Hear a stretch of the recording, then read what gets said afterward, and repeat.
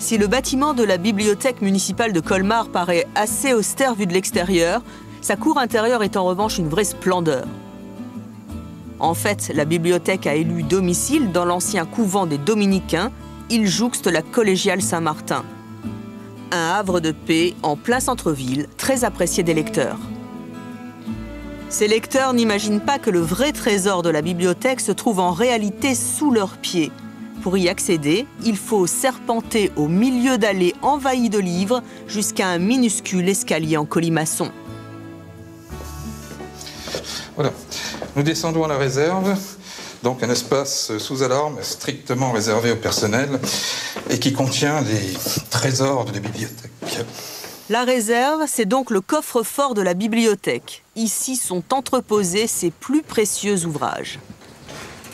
Voilà les étagères qui contiennent donc les 20 000 éditions les plus anciennes de la bibliothèque, depuis le manuscrit du Moyen-Âge jusqu'au XVIIIe siècle. Alors ici, bien sûr, ce pas des livres comme en libre accès, comme dans des rayons de lecture publique. Certains de ces livres ont une valeur inestimable. Ce récit somptueusement illustré d'un ambassadeur autrichien en Russie a été publié en 1516. Il n'en reste que 3 exemplaires dans le monde. Et la réserve recèle encore d'autres merveilles. Un exemple d'un des multiples trésors que nous conservons ici. Donc c'est un atlas géographique de 1522, imprimé à Strasbourg, des cartes en coloris à la main. Particularité quand même ici, vous avez une des premières représentations, on voit par rapport à l'Europe de l'Ouest, de l'Amérique nouvellement découverte. Il y a Christophe Colomb qui apparaît ici. Le territoire est encore dénommé Terra Nova. Et puis dans une carte un peu postérieure, vous avez pareil cette fois, la première carte qui contient le nom America en toutes lettres. C'est ici, dans l'atelier reliure, que sont entretenus ou restaurés tous les livres de la bibliothèque. Certains ouvrages de la réserve y font parfois une petite halte pour y subir un examen très approfondi. Il n'est pas rare qu'un trésor en cache un autre.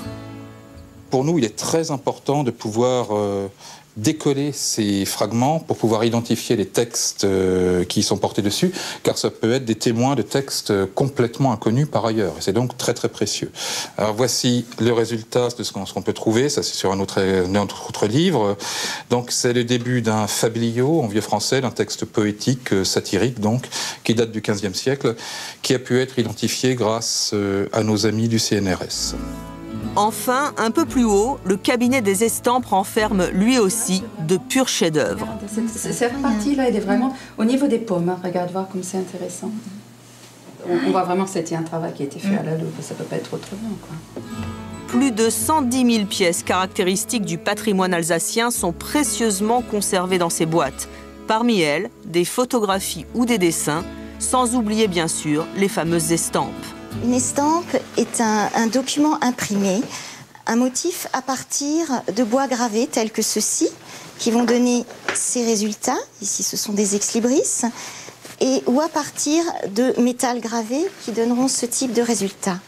Bien entendu, il existe d'autres manières de faire une estampe à partir d'une pierre imprimée, qu'on appelle la lithographie, et des estampes qui sont colorées.